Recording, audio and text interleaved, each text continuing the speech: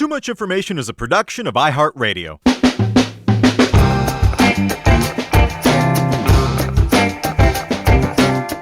Hello, everyone, and welcome to Too Much Information, the show that brings you the secret histories and little-known fascinating facts and figures behind your favorite movies, music, TV shows, and more. We are your two power poppers of precision podcasting. I'm Alex Heigl. You're sweater-wearing savants of... That's all I got. We've really done... We've done all. enough of these that I'm struggling with the alliteration bit. We might have to retire that at some point. There's only so many ways to say trivia. I know. There's not that many different ways to say trivia, minutia, facts. Banality. I've been through so many thesaurus entries. sites. Yep. And I'm Jordan Runtagh. And Jordan, today we're talking about one of the defining albums of the 1990s, the slacker masterpiece that taught the world heavy metal guitars could easily cozy up alongside the more droll and quirky side of grunge, and father figure-induced depression. That's right, folks. We're talking about Weezer's self-titled debut, aka the Blue Album. This band is so funny to me, and particularly this album. I'm not like a Weezer guy. There are Weezer people out there. They are insane. I'm not one of them. I think at some point when people are like, yeah, there's like 7 terrible Weezer albums, but then when you get to the 2 good songs on each one of those, then you're really cooking. I'm like, not interested. However, this album is a masterpiece, and it's funny because when we were growing up, Weezer was like the Islands in the Sun band, right? And Green Album had come out. So that's the one where they re-teamed with Ric Ocasek after self-producing Pinkerton. So that's why there were hits on that record. But yeah, and Hash Pipe Whips, but like, yeah, I saw those videos and I was like, okay, this is a perfectly fine rock band. And then someone played me in their car, The World Has Turned and Left Me Here. And I was like, oh, this is genius. What is this? And they're like, it's the first Weezer album, idiot. And then at some point in the 17 reissues that this album has had, I found one of the remasters and I was like, oh, this thing sounds incredible. It's Ric Ocasek. Yeah, but we'll get into what they like their actual miking techniques and so forth. But yeah, I don't know. I mean, and it's funny because like my appreciation for them falls off a very steep cliff. It's like Blue Album, top of the heap. I acknowledge that Pinkerton has stuff going for it, but I never really glommed onto it the same way. And then 0 to 5% interest in everything else that they've done. You? I feel like I always invoke this on the show, and I'm getting self-conscious about doing so. But I've talked about how I didn't really engage with a lot of pop culture or contemporary pop culture as a kid. But I liked Weezer. I mean, they sung about sweaters, and they had a video that looked like the Happy Days set. Yeah, so I was, for a Nick at Night kid who went to private school at this time and exclusively wore chinos and sweaters, I felt very seen. And Island in the Sun came out right when I got my first guitar, and I was trying to learn to play, and I went on to all those early tab sites.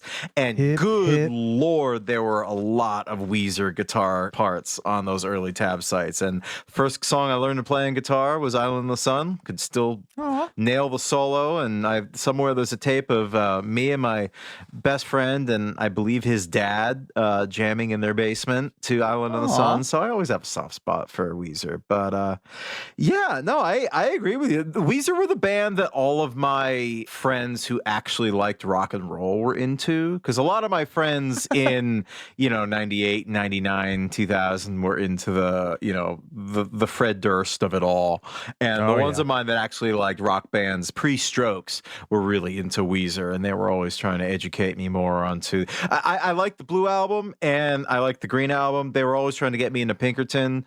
Never really stuck for me. But it's too raw for you. It is. It's too scary. I forgot to mention he also loves the Beach Boys. He also loves my beloved Beach Boys. Oh yeah. And so I mean, Beach Boys Happy Days sweaters. And I was always trying to look like the Beatles at that time, and I had a haircut just like Rivers Cuomo. I mean, it had a lot going. You had the bowl. Oh, you did have the bowl cut. Yeah. I've seen it. Mm-hmm. Yeah. Wow. So really, how could I not love this band? Yeah. Yeah. I don't have the same academic appreciation for them as you do, as with most things we discuss. I mean, the songs slap, dude. That's like really and it is it's hard to listen now with ears of men of our age how insanely out of touch this sounded when it came out. Oh my God, yeah. Like weeks, what was it, months after Kurt Cobain killed himself. So we were in like a rudderless grunge era, but probably like the lunk-headed parts of it, like Bush. I don't know when the first Bush album came out, but it feels right to me to say that. That sounds about right to me. And to just get these massive guitars.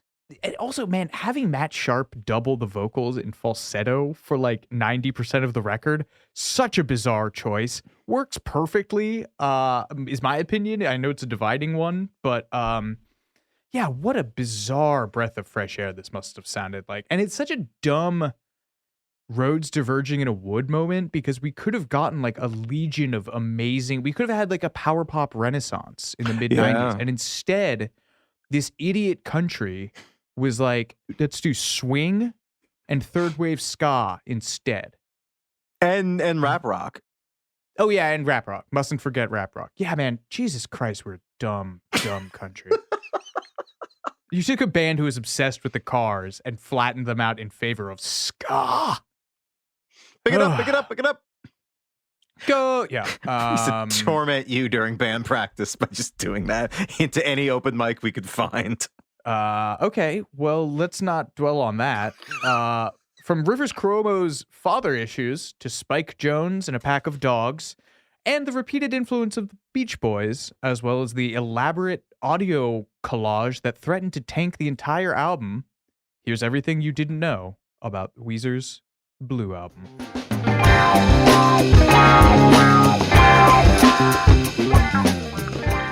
This one I like to call Mark Rothko's number 61, aka Rusted Blue. That's one of the more high-end ones. Wow. Nice. Yeah.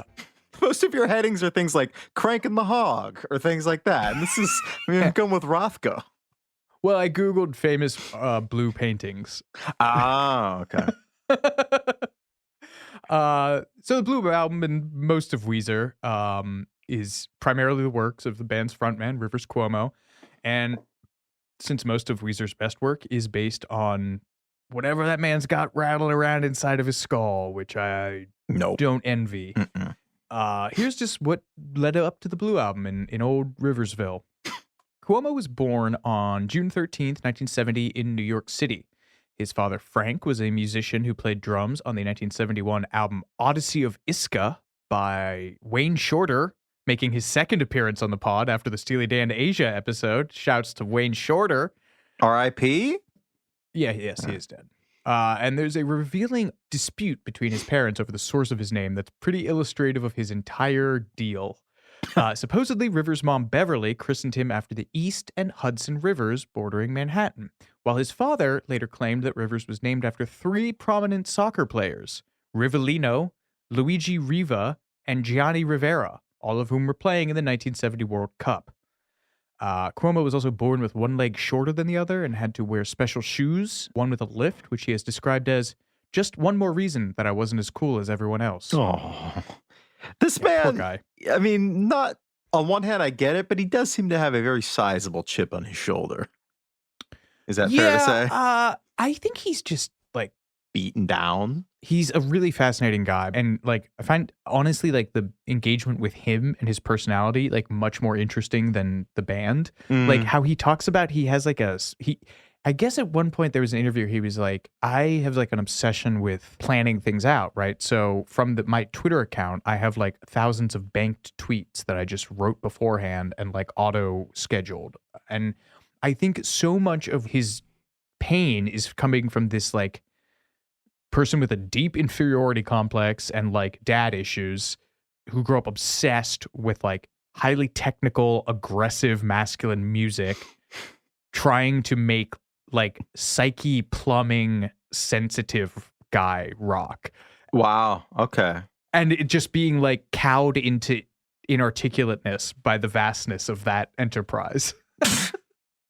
Well said. Beautifully said. Have I over intellectualized it enough? That makes a lot. Yeah, it makes a lot of sense.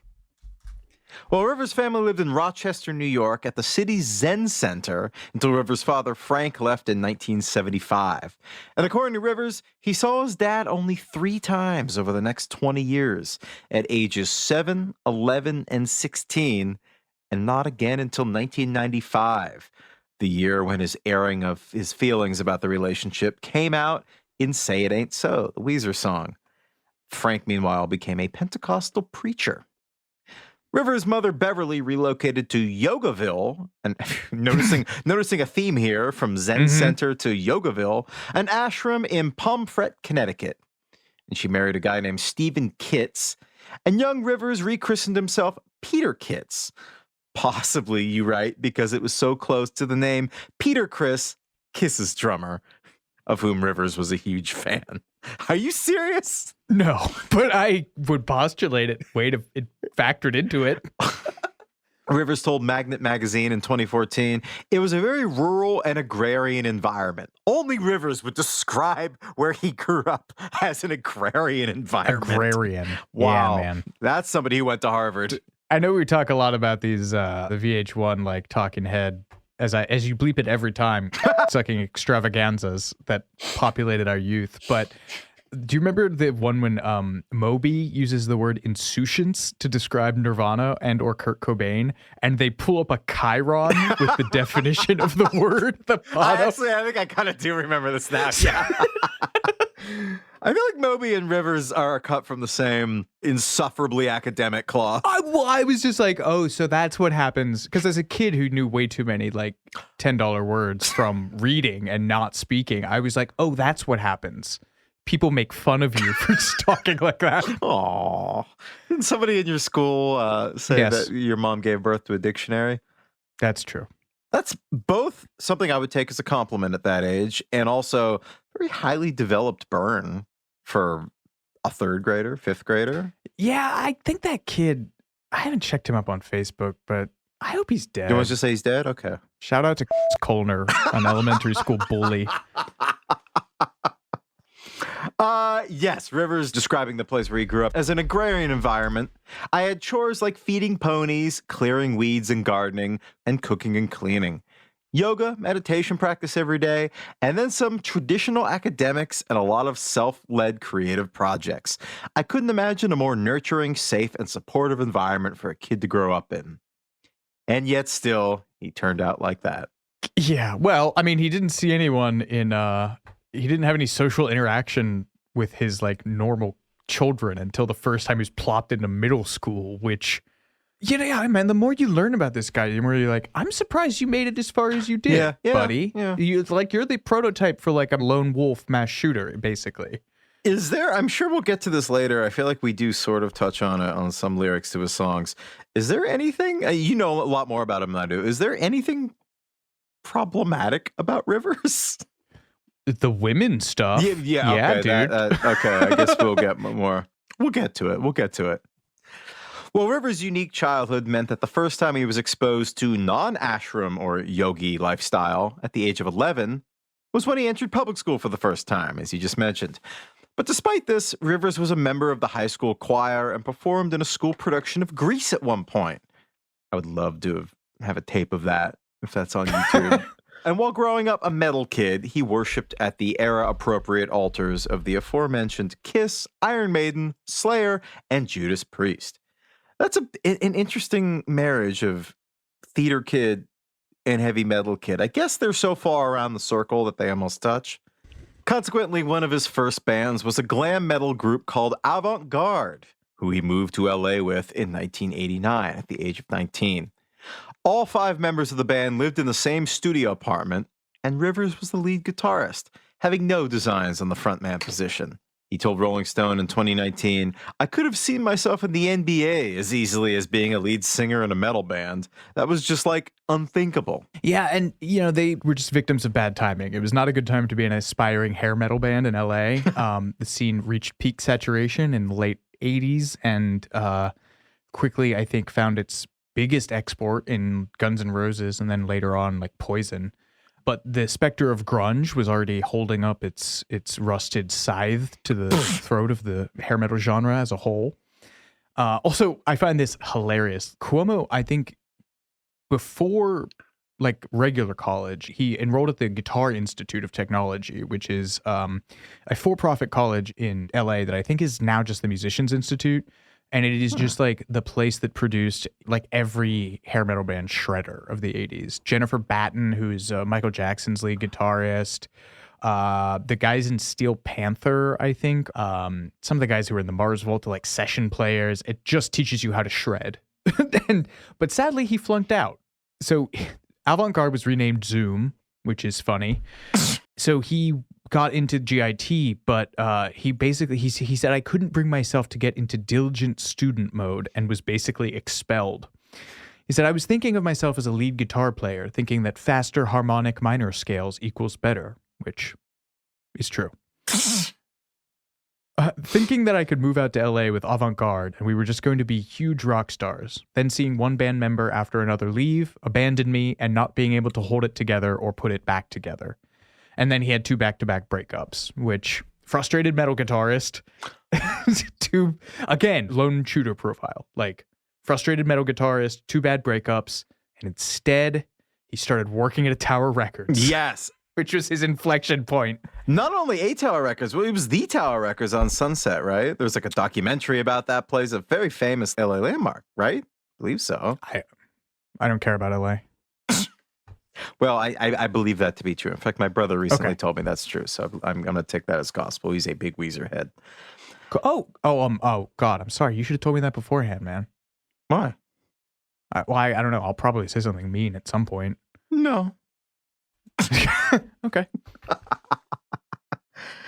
And also, in addition to working at Tower Records, he met Weezer drummer Pat Wilson through a coworker at this store. And the job meant that Rivers could expand his palette beyond a strict diet of shred metal and into the occasional 80s pop like Madonna, which he had a weakness for. I love that. And this is something that I love about him, too. I also don't have sophisticated taste in music. Like, we've talked about this in the Britney Spears Crossroad episode. Like, I have this deep underside of probably the contemporary music that I love the most right now is probably, like, pop. Like, I love Olivia Rodrigo. I want Rihanna to come back with a new album. It's been 8 years. So I like that about him. I just think it's funny how all the guys in Weezer have like the most boring names ever, except for Rivers Cuomo. Yeah.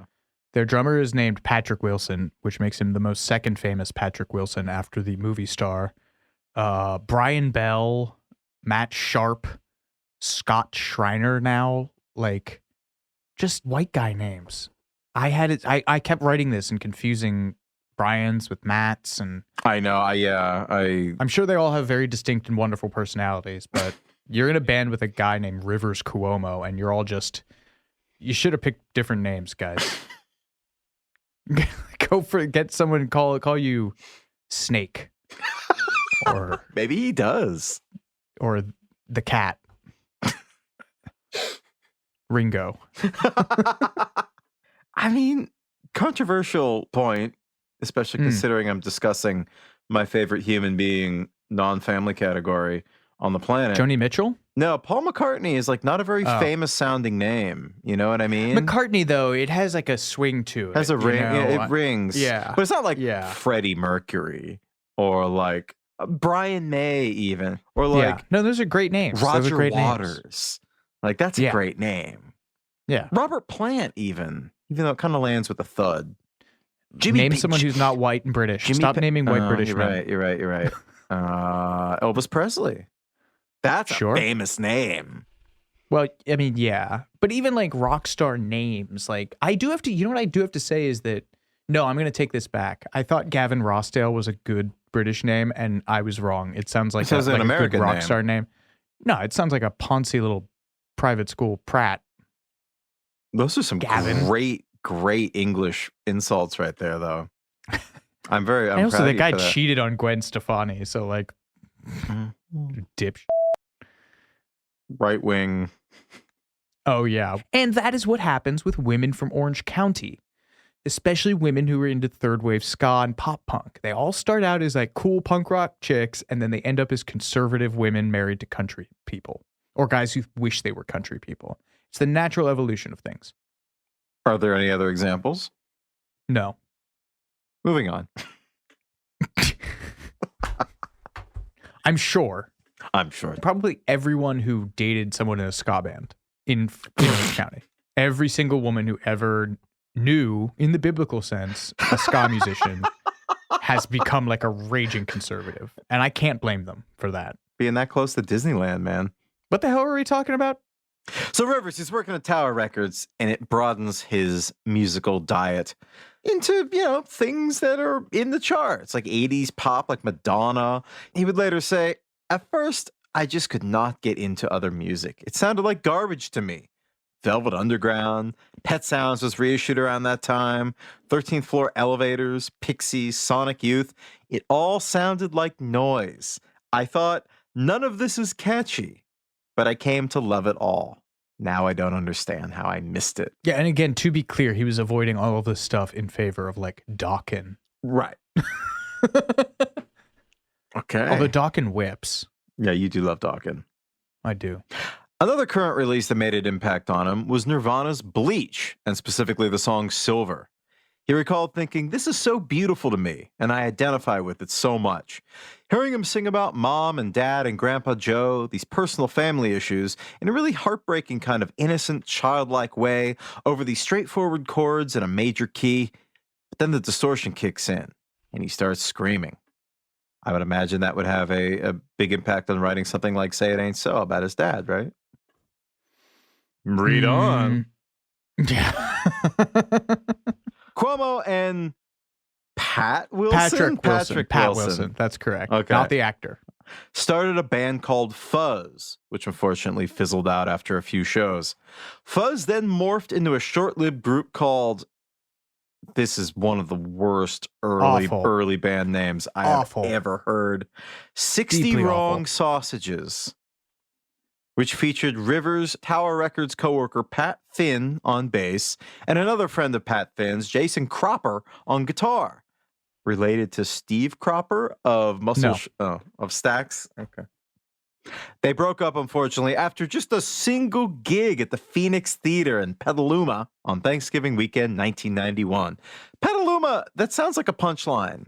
You know what I mean? It sounds Petaluma? like, yeah, just the name. It's just one of those, like, it's like a Bay Area bedroom community at this point.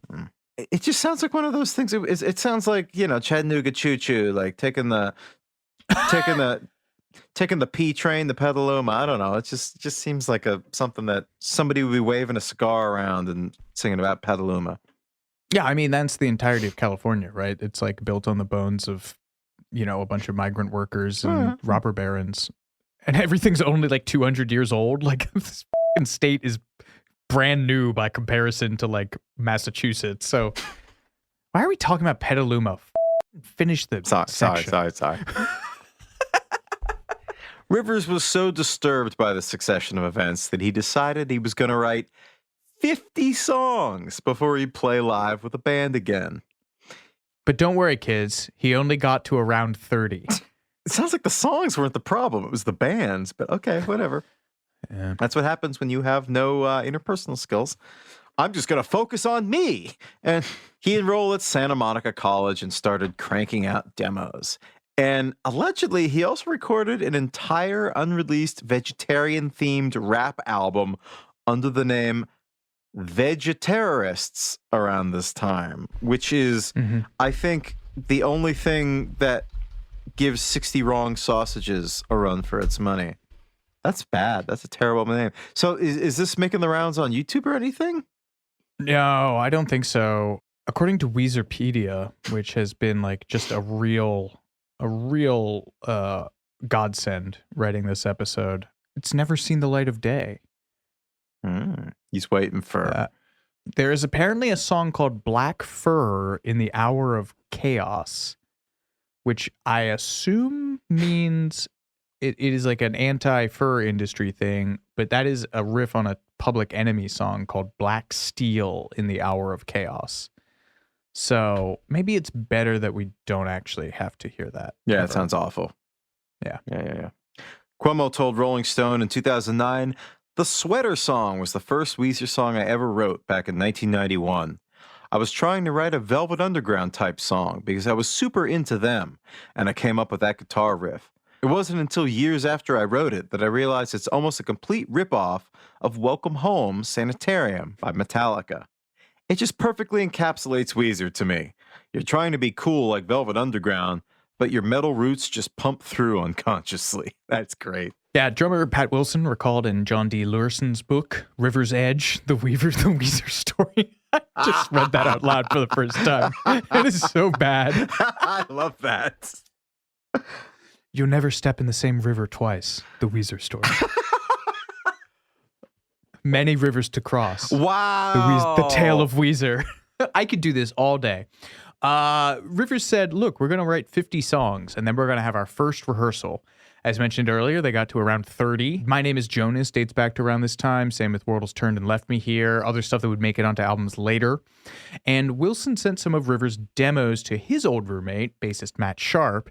And I love this story. It's super cute. Matt Sharp became obsessed with this band. He had moved to the Bay Area and immediately moved back to LA and appointed himself the guy who would make Weezer happen. He told Rolling Stone, I thought, I'm doing this, no matter what has to be done to make it happen. We're on this journey together.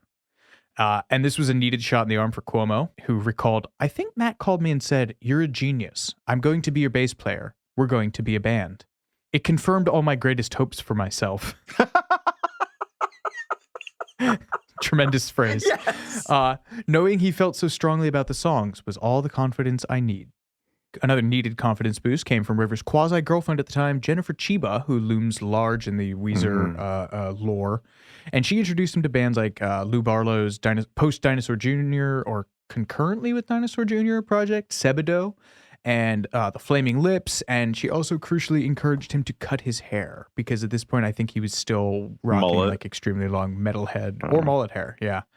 And Cuomo had actually done so well at Santa Monica that he'd gotten a lucrative post-grad offer from UC Berkeley. So he gave Sharp a year. He was like, yeah, break this band in a year or I'm going to go enroll at UC Berkeley, which is hilarious. And basically Sharp achieved this by telling Rivers hey, forget about metal and grunge. Our new thing is the Beach Boys. Hell yeah. See, this is why I love these guys. Yeah. But loud. Oh, sorry. I forgot to even finish the most crucial part of the pitch. Let's be like the Beach Boys, but loud. Sold. Yeah. Now we're going to talk about a major day in Weezer lore. March 19th, 1992. Not only did the band play their first ever gig at Raji's on Hollywood Boulevard as a last-minute opener for, wait for it, Keanu Reeves' band Dog Star, but they also got their name. This occurred while on a phone call with the booker for that very gig. Rivers would later say, I kept harassing this guy Casey at Raji's in Hollywood to give us a gig. Finally, one day he called and said, the opening band for Keanu Reeves' band Dog Star just canceled. Do you guys want to play? And I said, yes. And so he said, what are you guys called? We didn't have a name yet, so I told him we were called Weezer, which was my dad's nickname for me. When I told the guys, hey, guess what? We're called Weezer, they weren't super excited about it. Interesting. I never really thought it, because I've definitely heard this story before, but I've never really thought about the implications of naming your band the nickname from your estranged father. Yeah. Super weird. That's a lot to unpack. Huh. It's like naming your band Old Yeller or something. Hey, everyone, we're Lenny from Of Mice and Men. Just famous sad stories.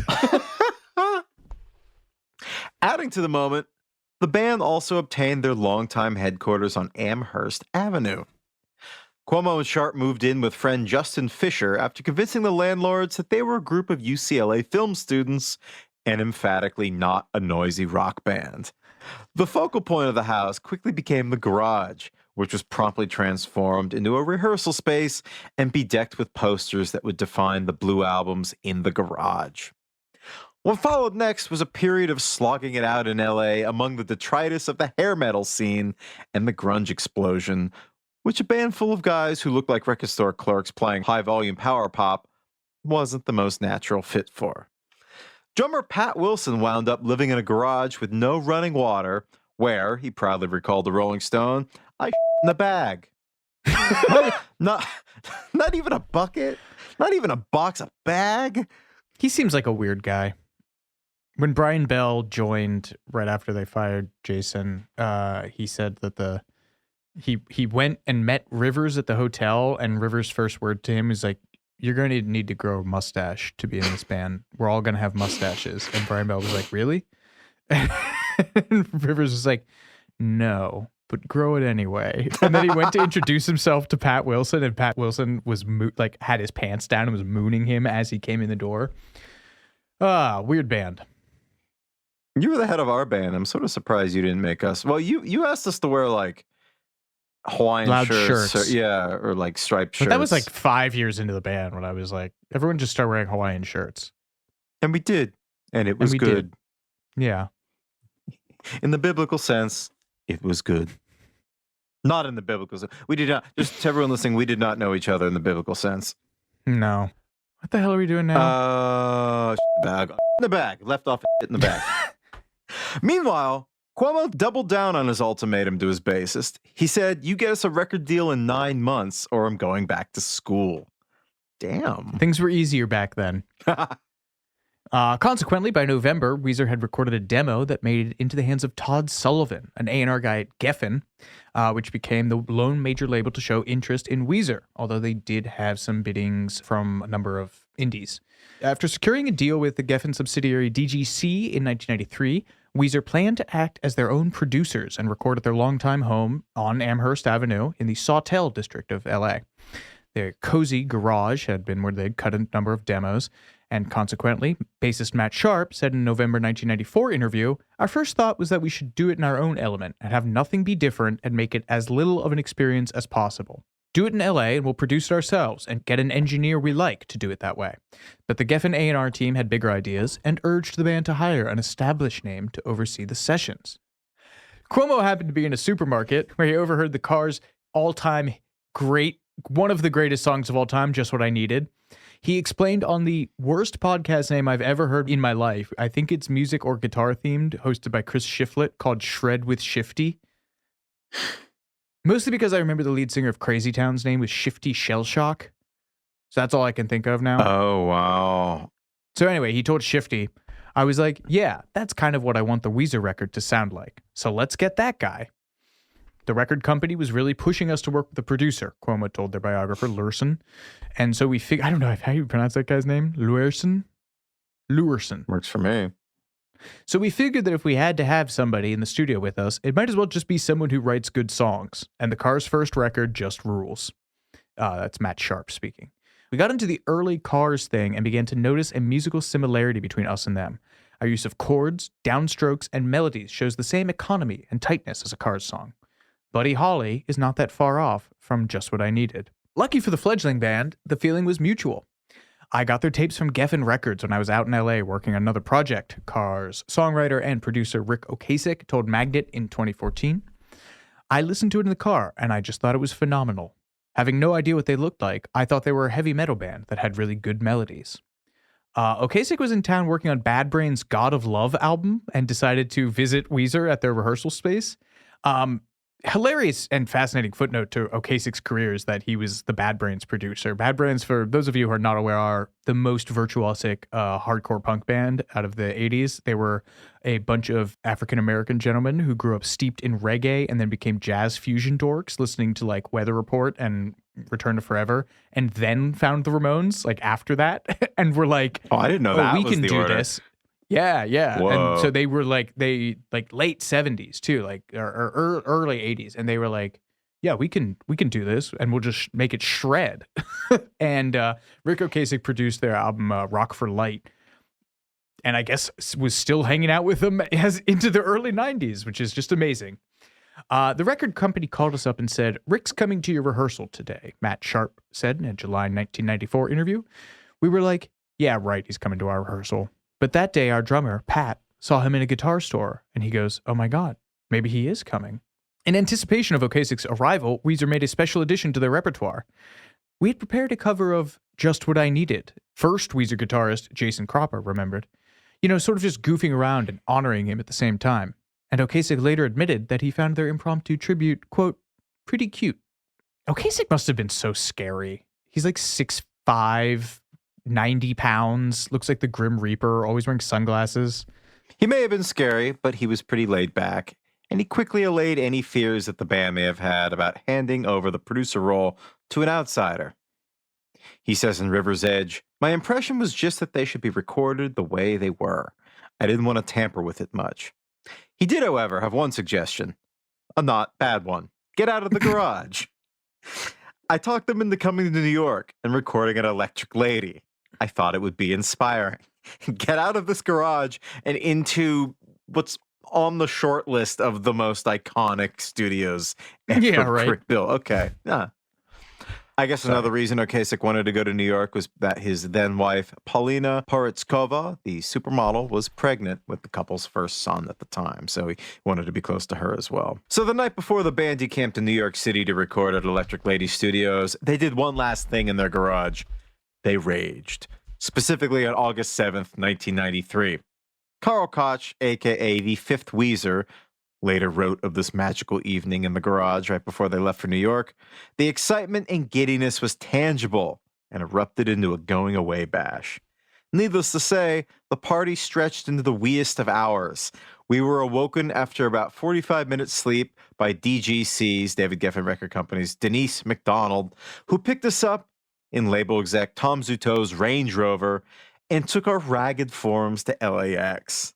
I think Carl Koch is like the band diarist, if I recall. Yeah, he's just like one of their buddies and like their historian. He works behind the scenes, but he's also like in the studio. He's also heard on Blue Album. Oh, right, He's right. just kind of a man. That's their Man Friday, which is why I refer to him as the Fifth Weezer. The Fifth Wheeze? One of the label representatives, Denise McDonald, took great care to step over unconscious figures asleep on the lawn. Their departure, mercifully, wasn't delayed by the discovery that the residence's one and only toilet had been pulverized at some point during the night. And presumably Pat Wilson was like, "I got a bag." Only been used a few times. As you meditate on that, we'll be right back with more Too Much Information after these messages.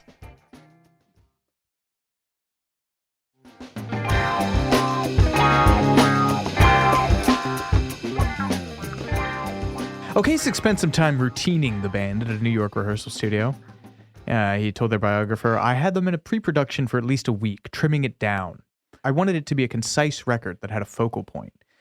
They attempted 15 songs during these early sessions, including the 10 that made the final cut. Michael and Carly became one of the most famous of these. It was re-recorded in its official form, but you can hear the demos on one of the insane long Blue Album reissues. We will get to that. It's very sad. When they hit the hollowed halls of Electric Lady, Rivers was suitably cowed. He told the LA Times this year, "I was beside myself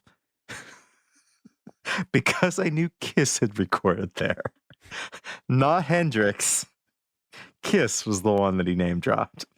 I remember going to the bathroom for the first time thinking, Ace Frehley sat on this toilet that I'm about to sit on.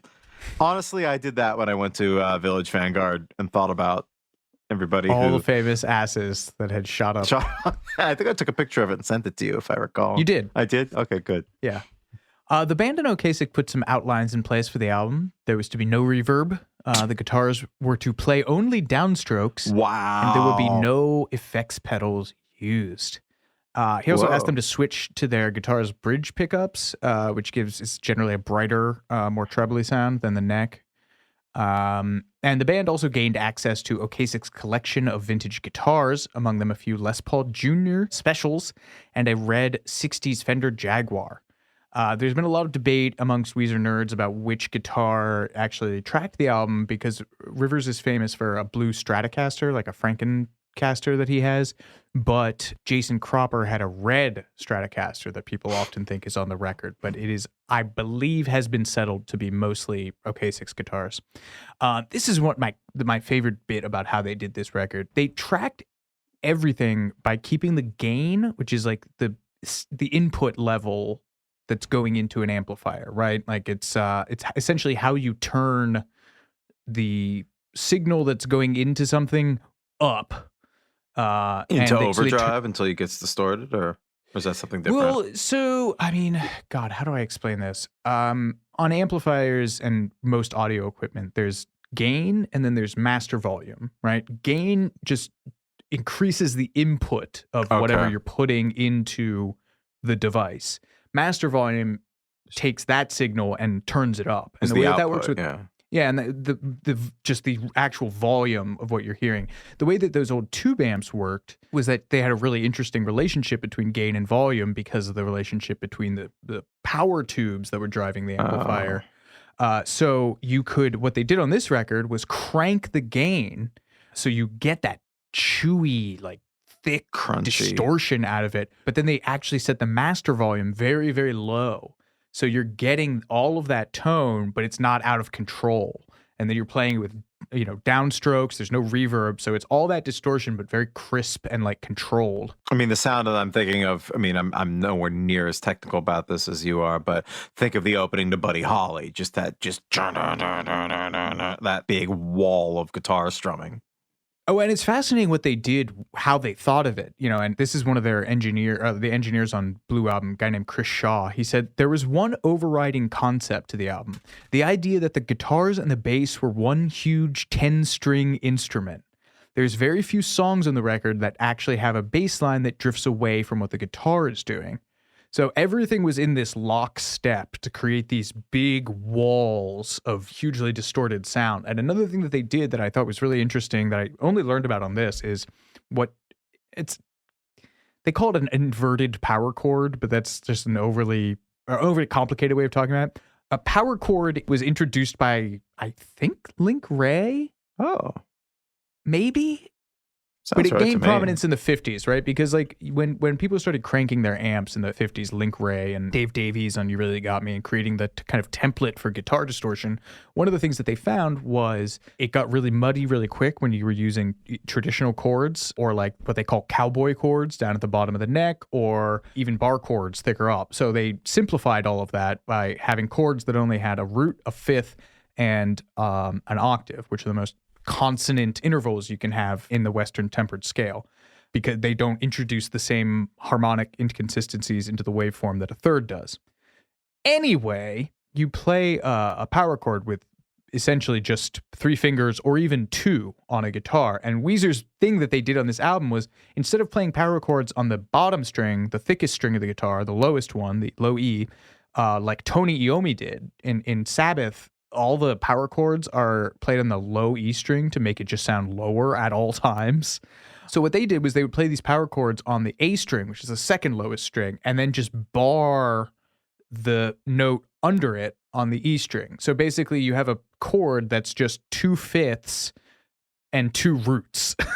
It is just basically the non-musical nerd explanation for this is it makes the chords sound thicker and louder. Anyway, I don't know. That's cool. Probably didn't come across well. And then they just decided to mix it all super loud. Their template was the guitars on Radiohead's Creep. So they were like, the guitars must be as loud or louder than this relative to the mix.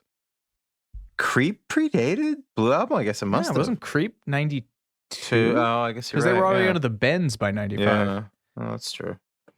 All that said, there's still one thing that got away from them during the recording. The accursed human element. Guitarist Jason Cropper, from the band's days as 60 Wrong Sausages, how dare you keep making me say that, claims he was fired by the band during recording because of his relationship with his then girlfriend, now ex-wife, who was unpopular with his bandmates. I mean, poor woman. Yeah, honestly. I know. Carl Koch later told Magnet Magazine, Jason had a girlfriend back in L.A., and one day she called him and said, "Oh, I'm pregnant." And from that day onward, Jason's personality became really intense and frantic. Yeah, no kidding. He wasn't handling it well. A couple times the band would pull him aside and be like, "Are you okay? Are you sure you can do this?" And he always said he was fine, but then 20 minutes later, he'd be up on the roof of Electric Lady screaming or something. The final straw was when, defying Cuomo's no girlfriends while recording at the studio rule, Jason Cropper's girlfriend flew to New York unannounced with no place to stay. I think the band were all staying in one place, if I recall. I think they were in a hotel. Yeah. This all came to a very predictable head. Sharper Cuomo felt that Cropper was about to leave Weezer anyway, so they figured they'd just beat him to the punch and remove him before the release of their debut. And according to Cropper at one point, Rivers told him he could not allow him to jeopardize the work and asked him to leave. On the day the first mix of the record was completed, in fact. And the bitterness lasted for several decades, but has since faded. In 2014, Cropper admitted that Rivers had made the right decision. There's a theme in this band. It hasn't continued for a while. Fortunately, they've hung on to the same stable, I should say. But I think both Matt Sharp and Jason have said before time healed all wounds that they were like, Rivers will say that I left, but I was fired. So I think Matt Sharp was too busy with his side project, among other things. But like, yeah. I mean, you're working with an autodidact with dad issues. So get what you pay for. And a Messiah complex, I would guess. But yeah, I mean, they've both come out of the other end pretty sanguine about it, which is nice, I guess. No long-standing bitterness. Unless they signed papers. Oh, they definitely signed papers. I mean, there was definitely, I think at one point, either Cropper or Sharp made reference to an NDA. Oh. Yeah. It is fascinating, like, when you get to this era of band, when, you know, there was real money being thrown around, and then you would have to incorporate the band, and, like, the band becomes a business, and then you can pull people on and off the payroll. You know, the whole machinery of these bands is so fascinating to me because, like, I know Motley Crue has like fired their guitarist and are denying him credit. Bon Jovi is famously like ruled by John with an iron fist, and it's all this stuff that people don't really think about when they think about like, oh yeah, we're gonna have a band. It's gonna be like a street gang, and we're gonna be cool and play music. And it's like, no, there will be a lot of paperwork, and then you will have to deal with someone's health insurance, and then you will be put in the position of firing them at some point. So enjoy next time you're getting together with your pals and dreaming with guitars. What was I saying? Well, this was after the departure of Jason Cropper, the guitarist. This left a very guitar-heavy band without a second guitarist / backing vocalist. So Weezer recruited a guy named Brian Bell just in time for him to add vocals to the Blue album. But there was no time for him to learn the guitar parts and re-record them, so Rivers took it upon himself to do that. Ric Ocasek told Rolling Stone in 2014, after it was completely recorded, Rivers came in and said, I'm firing the guitar player, and I'm going to do all his guitar parts over. I said, you can't do that. But he did, in one take. Yeah. Dumb talented guitarist, man. You hear it. I mean, I don't think we've really gotten to that. We will when we get to the songs, but you hear it. He insane. admirably tamped a lot of his chops down, but he still uncorks a few. That's nuts. Yeah, okay, good segue. Now we're going to talk about the songs. Album opener, My Name is Jonas, was described by Cuomo to his biographer, Lursen, as explaining how, quote, the plan is reaming us all. Well said. Especially my brother. Cuomo's younger brother, birth name Leaves. Pause for applause. Let that land. Birth name Leaves. Is this thing on? Yeah, was seriously injured in a September 1992 car accident while attending Oberlin, because of course he was. And he submitted a claim for recovery cost, but his insurance refused to pay because the accident had occurred in his friend's car. Leaves, aka James, filed a lawsuit against his insurance provider and was presumably laughed out of court when he showed up. No, he lost. Yeah, insurance sucks, dude. This is where the Cuomo genius comes in, though. He mashed this up with Lois Lowry's 1993 dystopian YA novel, The Giver, which centers around a 12-year-old named Jonas. Throughout the course of the book, Jonas uses a sled. And in Rivers' brain, he thought, I had a childhood sled, and the name of my childhood sled was Weepil. Weepil. So when he says the thing that I've never at the top of the second verse, when he's like, my name is Weepil, That is the name of Rivers Cuomo's childhood sled, which he inserted into the song because the song already had a reference to The Giver. Are we clear?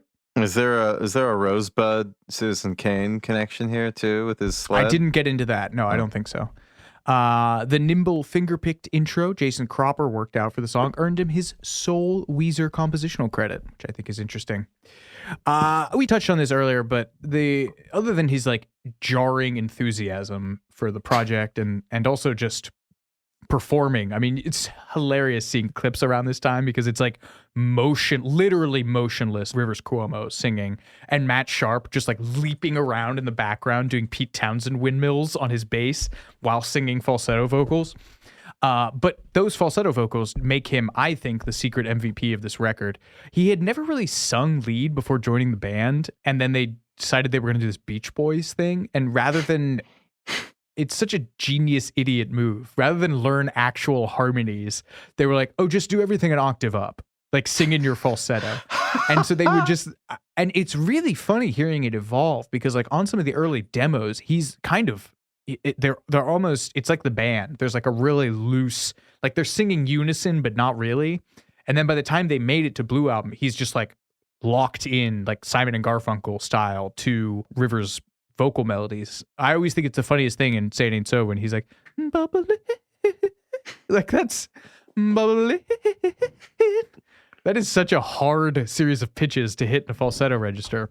Would you almost say that it's like the vocal equivalent of the power chords? I guess it's just octaves. Never mind. Yeah, sort of. Yeah. I mean, your traditional vocal blend is probably like a fifth and a third. Yeah. In some kind of inversion.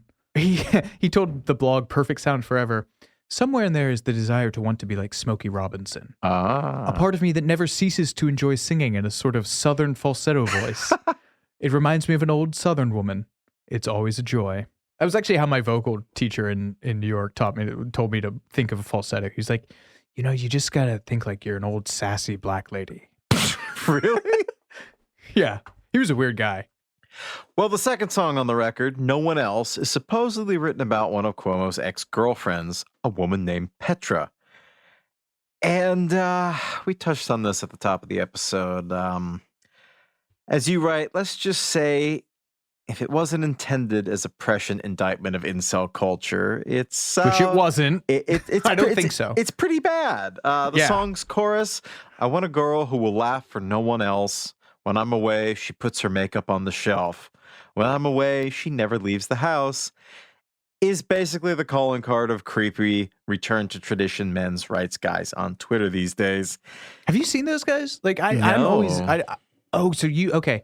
I think just through like some of the lefties that I follow, they dunk on these guys, but they're all dudes who have like Roman statues as their profile picture, and they are constantly like advocating like, you know, we just need to return to the tradition of like the nuclear family unit, and like my wife will, you know, raise chickens on a farm and our kids will have 100% green and pure food. And then like trad wife culture content has become a thing. So there's like Instagram influencers who are like these beautiful women, but like dressed like the Amish or in like high-end Givenchy, like hand making Cocoa Krispies for their children. And they all talk like this, where they're like, oh, you know, my wife shouldn't wear makeup in public.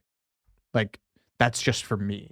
You know, it's this whole insane, I can't believe you haven't bumped into any of it. They're all called like Western man inspiration or like, you know, musings of Aurelius. And then it'll just be a guy being like, yeah, I want my wife to be like super hot, but not for anyone just like me. We're going to have like 6 kids and we're going to raise emus and live on a farm. And What's the Rome connection? I think they just think that like the Roman like intellectual and war culture contributions is like the ideal state of, I guess, Western civilization, and think it needs to be like, yes, the return art with a V in place of the U, return to tradition is like the calling card. Huh. Yeah, I haven't come across that in that form. I'll send you some stuff. Yeah, please. Cuomo would only get worse and weirder in this vein on Pinkerton, the band's sophomore record. Would you like to elaborate more on that? Well, sure. There's the line, "Damn you half Japanese girls do it to me all the time." There's the song Pink Triangle, which is entirely about a man being in love with a lesbian, which was admittedly a theme at the time. Chasing Amy had come out. In a hilarious Rivers twist, he later found out that the woman that he was writing the song about was not actually a lesbian and was simply an LGBTQ ally. But yeah, Pinkerton is the weird one. I mean, there's that letter across the sea where I think that one across the sea where he's talking about, he got a letter from like a Japanese fan and started fixating on her. Tired of Sex is all about like all the passionless sex he had on the Blue Album tour. But it's all very like creepy Orientalist stuff. It's just like it's like a straight white rock guy had a thing for Japanese culture via, I must always add, Puccini. Yeah, I mean, I don't even know how you're going to edit this together to make continuity, but at some point, Rivers became obsessed with musical theater and like Cats and Andrew Lloyd Webber stuff. I don't know if it was specifically Andrew Lloyd Webber, but it was like he became obsessed with like big grandiose things, and he mandated that he was like, I'm going to practice piano 3 hours a day. So he brought a piano, like a digital keyboard, on one of all their tours up until Pinkerton, and would just like lock himself in a room playing piano. And so the follow up to Blue Album, as you once wrote, was destined to be a rock opera set in space called Songs from the Black Hole. And at some point, he gave that up as a fixation and got onto Madame Butterfly by Puccini. And so Pinkerton is a character from Madame Butterfly, and that whole opera is viewed as this sort of Orientalist view of like how straight white men view the Japanese women as like fragile but still sensual. And so when you get like a metalhead, like a deeply insecure, nerdy metalhead glomming onto that, it's basically like proto-weeb culture. Are you familiar with the term weeb? I'm not, no, but I don't like the sound of this. It's a derogatory term for people like white guys who are super into anime and manga. It's like, I think it comes from a Japanese word for like nerdy white guy who is into, hang on. Yeah, mostly derogatory slang for a person who's obsessed with Japanese culture. I was not a Japanese word, I was wrong. But yeah, Rivers became a weeb and wrote weird stuff about women on Pinkerton, and somehow was disappointed that was not a hit. Later on, he talks about his bitter disappointment in not being, his fixation on Kurt Cobain and Nirvana is really fascinating, because he's like, he seemed truly baffled when they came out and people were like, wow, nerd rock. Like he thought that they were writing like, that they were going to be received as the next Nirvana. It's like, yeah, dude? With your Casio keyboard song, name dropping Buddy Holly? It's like, that's what you thought was going to... So there's a disconnect somewhere between what he's putting out and what he thinks it is that is endlessly fascinating to me. I mean, by the grace of God, go all of us. Yeah, exactly, right? Like, it is funny because like so much of their stuff that's dated is just like, yeah, that could have been any weird guy's trajectory in the 90s, and is a lot of weird guys' trajectory in the 2000s. It's just... one weird guy who had all of these hangups happened to become one of the last rock stars on the planet. Like, oh well. It's just funny to me that we spend all this time poring over this and like, soft canceling him or whatever. And like Anthony Kiedis is still just running around out there uninhibited, like the ultimate offensive male idiot of 90s rock, just having a blast. Hate that guy. I know you do, bud. Sorry. I know. Where were we? Next up, we've got The World Has Turned and Left Me Here. Tell us about that. It's another song that, like My Name is Jonas, contains some deft finger-picking, courtesy of Jason Cropper. Cuomo told the LA Times, I still sweat if I have to play those songs at an acoustic show. And then he gave a deeply weird quote about this song specifically to Chart Magazine in December of 1994, aggregated on Weezerpedia.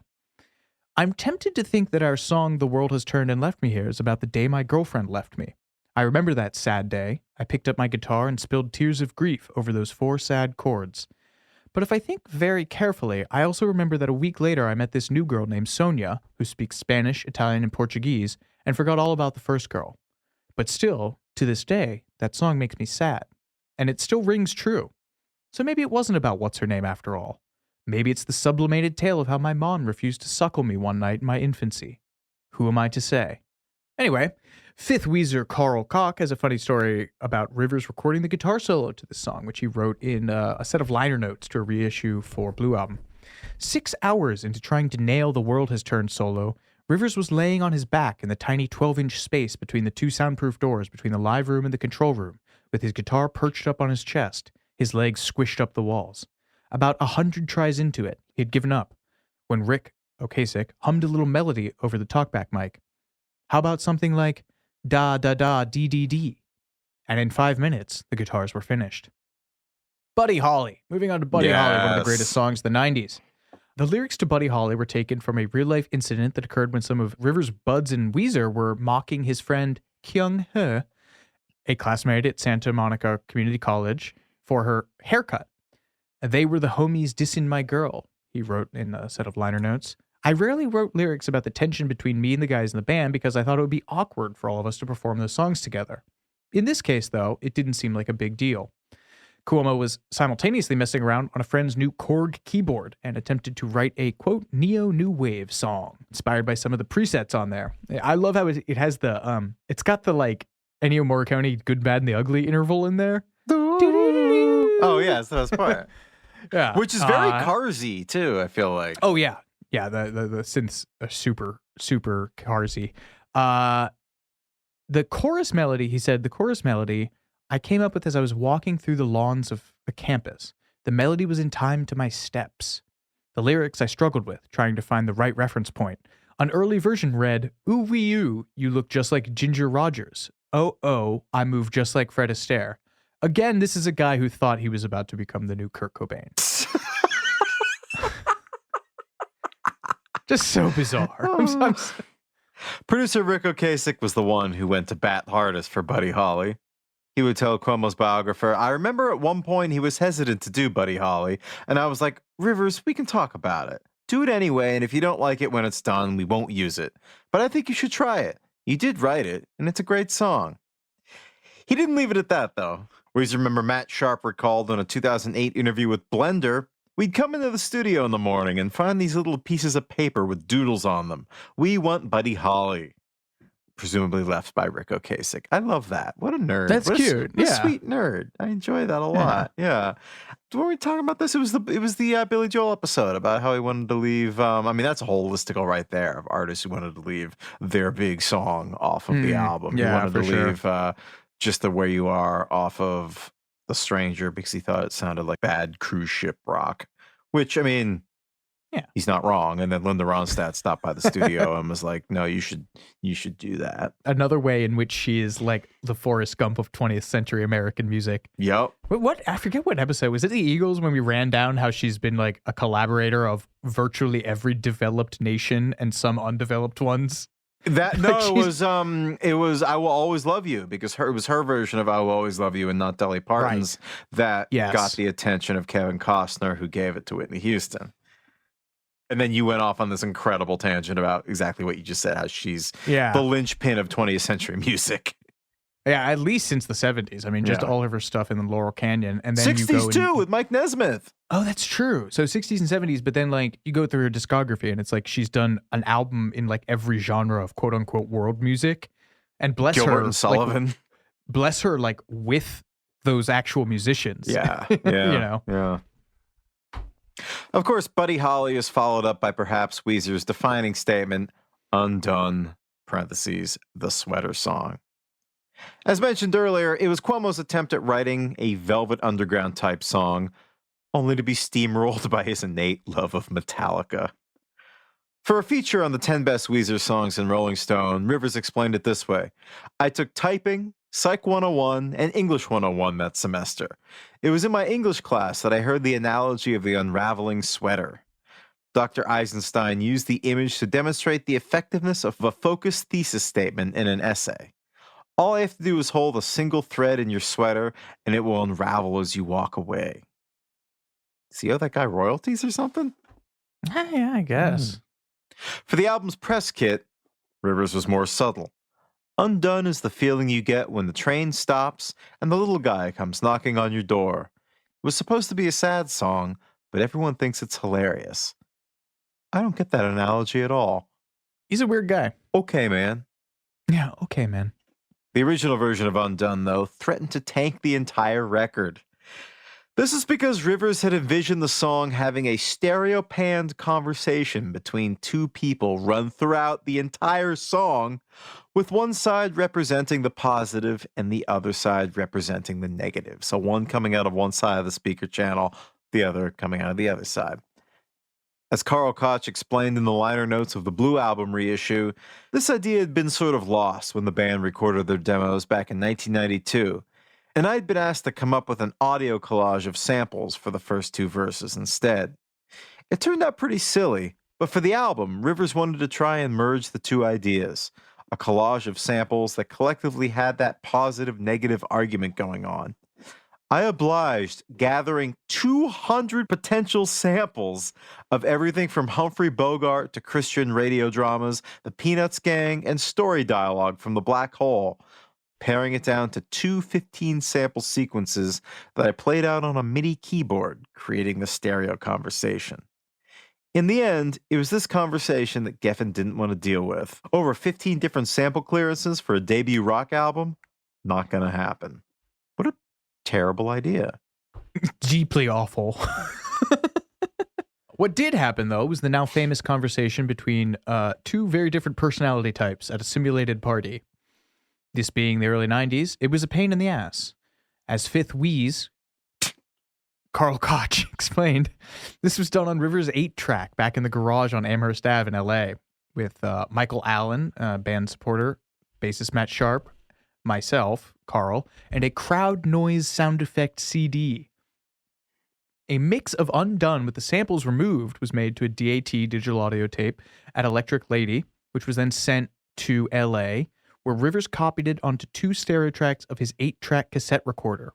Onto the unused tracks of the cassette recorder went the party noise from the CD and the conversation, and then that was mixed down to another DAT tape, which was then sent back to New York. The finished party dialogue scenes were then flown into the final mix just in time to get mastered.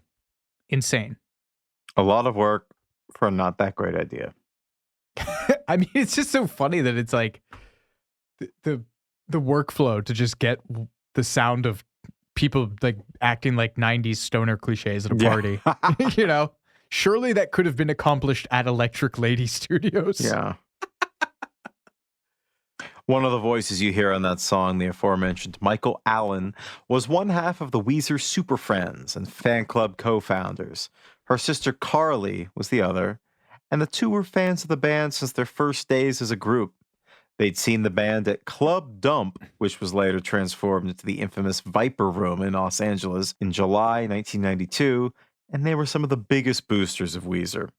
As fan club founders, they spent hours organizing mailing lists and stuffing envelopes with their own membership cards reading 0001 and 0002, forever earning them the title as Weezer's top fans. Sadly, as Koch recalled to Magnet magazine, the last show of the Pinkerton tour, the last show before going dark for 3 years, was a memorial concert for Michael and Carly, the two sisters that ran our fan club, who were killed in a car accident. They were traveling with us, organizing fan club meetups at shows. Driving from Denver to Salt Lake, whoever was driving fell asleep. We decided to schedule a memorial show at the end of the tour in Los Angeles to help the family out. 3 of their daughters passed away. Michael, Carly, and the sister who was in the vehicle at the time. It was brutal. The next Weezer album, released in 2001, would be dedicated to them. The Green Album. I didn't realize that. That's awful. Yeah, really, really sad. Yeah. Because I think Weezer didn't write this song as a tribute after they died. They wrote it like in their early days, and one of them in an interview had talked about like Rivers like calling them up and being like, because they were just buds, they were just friends of the band, and so Rivers would call them up and be like, "Yeah, what street did you grow up on? Like, What was your childhood like? And all that went into this song. And then the first time they played it for them, they like wept openly in the crowd. May all bands have at least one fan like that. You are ours. You were ours. Surf Wax America. Great song. Another one with an intro riff that Cuomo has acknowledged came from Jason Cropper, although he did not get a compositional credit on it. In an interview with Billboard in 2019, Pat Wilson, the drummer for Weezer, founding member, not the actor, called Surf Wax America another desperately needed up-tempo number. Rivers especially really loved the Beach Boys, and I think he tapped into that vibe a little, but in a more punk rock way. I don't believe any of us had ever surfed at that point. We were painfully lacking in self-awareness. The Weezer mission statement. It's a young person's take on the world, saying, this is all bullshit. I'm just going to do whatever I want to do. I think it's a rejection of paths chosen for you. Other fun facts about the song from Weezerpedia. The song's first verse contains a reference to the song Round and Round by American hair metal also ran Rat with 2 T's. And it's become a niche fan ritual to yell "smoke dope" at live performances of the song when it goes into the breakdown section in the middle, solely because there is an oft-circulated live recording of Surf Wax America in which a guy in the crowd yells "smoke dope." So that is a lesson in the intensity of Weezer fandom. They have started recreating at shows currently happening live bits from what were initially like bootleg only live recordings. I appreciate that. I applaud that. Yeah, I bet you do. He said rudely. Up next, we have, again, another defining statement. Say It Ain't So. I found it really interesting going back and listening to some of the demos of this song where you can absolutely hear Rivers Cuomo doing John Frusciante and like all the stuff that John Frusciante lifted from Hendrix to do in the Red Hot Chili Peppers. And then they pared it all down for the recording, which is a good choice. This song's imagery comes from his teen years when he saw a beer in the family refrigerator, which prompted him to panic that his stepfather was planning to leave the family. Also, because Rivers had mistakenly connected his birth father's abandonment of the family with alcohol. Jordan, please delve into this fascinating dynamic that spawned a hit song. Yes. Rivers explained to the LA Times, my birth father only had a fax machine at the time, and out of the blue I got this fax from him. Weezer, give me a call. We need to talk. So I got in touch and explained where I was coming from in the song. But I'm kind of mortified that a lot of Say It Ain't So, as powerful as it is and as true as it is based on a misunderstanding. The root of it is this photograph I have of my dad and my mom, where he's wearing a sleeveless undershirt and smoking a cigar and holding a Heineken. He looks so intimidating. Years later, I was talking to my mom about it, and she said, he wasn't alcoholic. He didn't even drink or smoke. He was like a Zen Buddhist guy. We were just goofing around in that picture. Those were just props. Wow.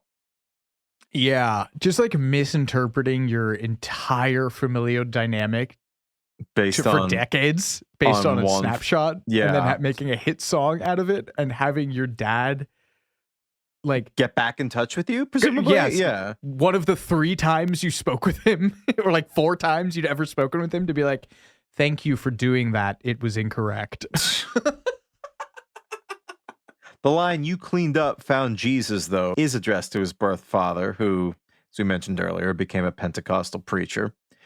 In a 2014 Rolling Stone interview, Rivers talks about watching his father preach sermons and how it made him feel better about being an introvert fronting a rock band, seeing himself in his dad's movement and speech, which is sweet in its own way. Did they ever reconcile in any meaningful way? He said that I think his quote in like 2014 was like, now that I'm a father, I've forgiven my dad, which is story of everybody's life. Again, just such a fascinating guy, man. Like, he's talked so much about how like he meditates every day,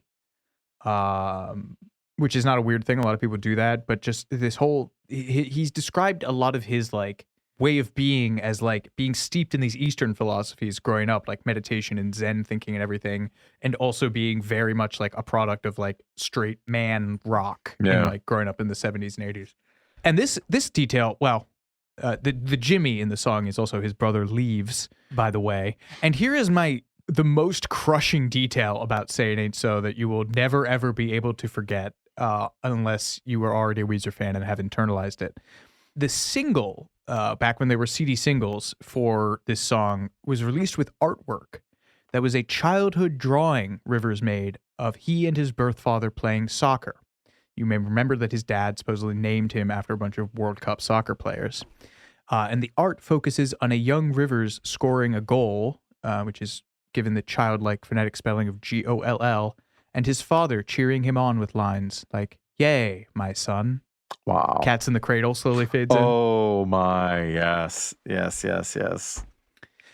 So speaking of that single release, the version of Say It Ain't So that went out on the original version of Blue Album didn't have that awesome feedback that comes in right before the chorus kicks in. I'm getting goosebumps talking about it. It's such an awesome part of that song. And then when the band heard it with the feedback in, they were like, no, that should have been there all along. And so that's the new master. In the video for the song, it was the third one that they'd done for the record. The one that they didn't do with Spike Jonze, they did it with Sophie Mueller, and it's in it's a glimpse that you can see of their place in LA. And there are indeed heavy metal posters on the background. You can see King Diamond, who is the lead singer of Merciful Fate, and then his own band. So that's fun. In the Garage, moving on to In the Garage, another. God, this song is so pure to me. Yeah. Like, it's like Toy Story or something, man. It is such a cute, whimsical song about the pains of growing up, I feel. And it's just, it is, looking back on the childhood passions that you had when you were safe and secure before society started telling you were weird for them. But again, also in 1995, coming out of grunge and Lane Staley bellowing about burnt corpses and Rooster and Eddie Vedder singing about Jeremy. You have little Rivers coming on and singing about X-Men comics, Dungeons and Dragons, and Kiss.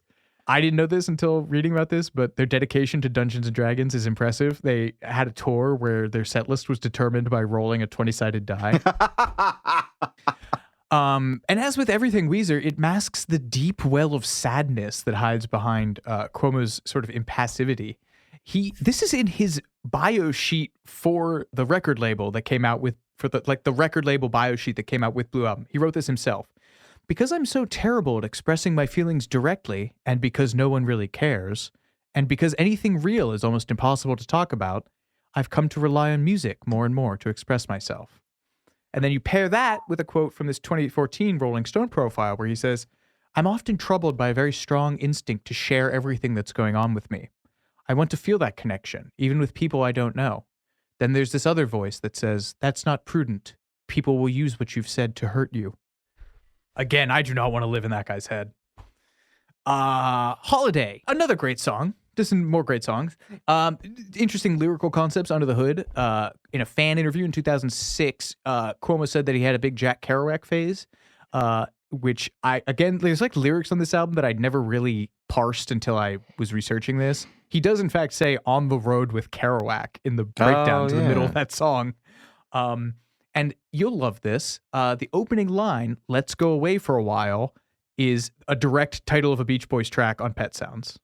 And you are holding a copy of Pet Sounds up to me. Do you just have one of those with you every time you record? It's like Linus with his blanket.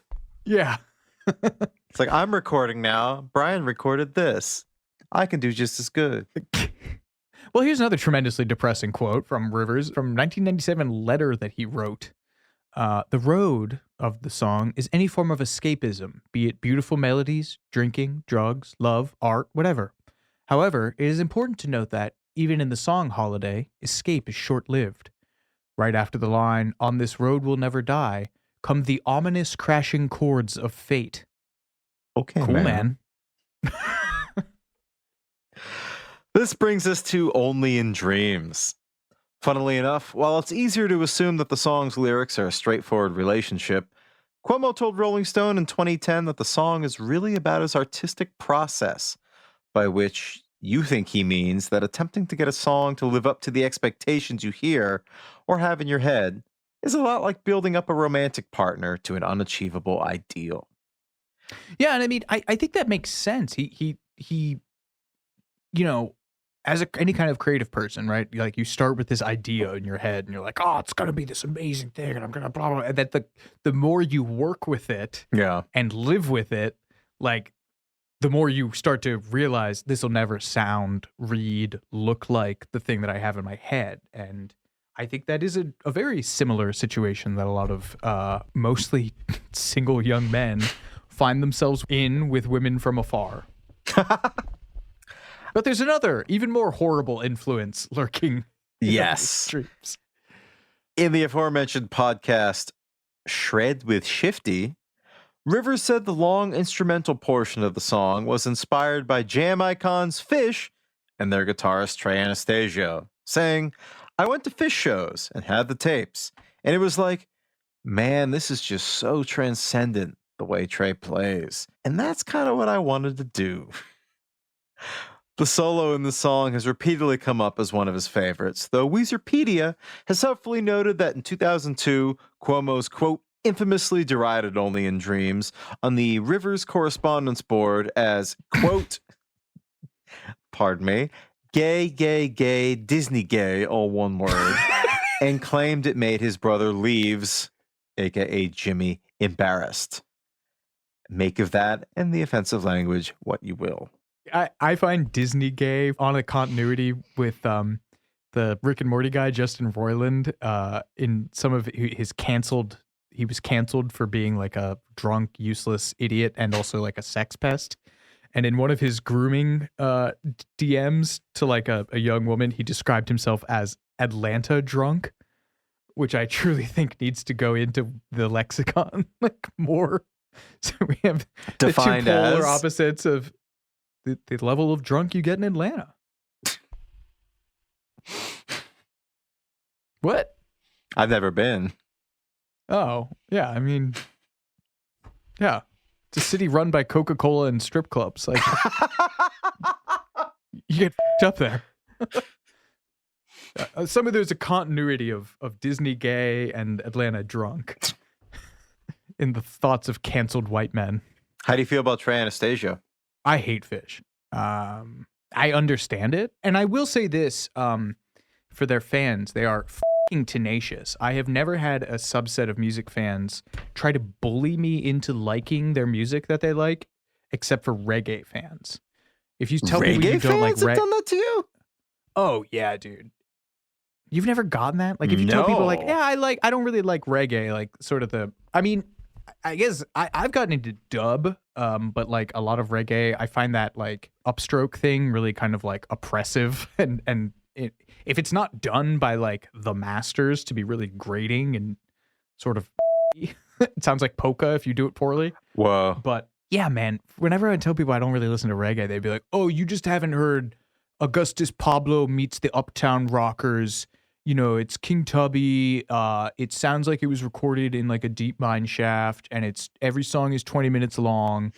And Fish fans are like that. You know, oh, you haven't heard this like idiotic song about like some idiot cartoon protagonist, and then the version that they did on like March 1992 is 30 minutes long and has like 17 covers welded into it, and just like everybody gets a great solo, but that's not as good as the one from like. And they're like Grateful Dead fans in that way. Like, yeah, I don't really like that. Oh, have you heard this soundboard recording from March 3rd, 1969? Like, it'll really change your life. But not the one from March 2nd, 1981. Completely different band. Donna Godshaw's in there. Not really the best. Not really a fan of Donna. But, once you get into the Bruce Hornsby era of Live Dead, they really come into their own with a new professional sheen. Coming out of the keyboard corner. Like, that's how these people talk. And I like the Grateful Dead. Not Fish, though. What was I talking about? This is your fault. You prompted me. This is me. This is my section, too. You knew that I was going to do that. You baited me into a Fish rant. Monster. We call this, in TMI circles, gone fishing. We're going to take a quick break, But we'll be right back with more Too Much Information in just a moment.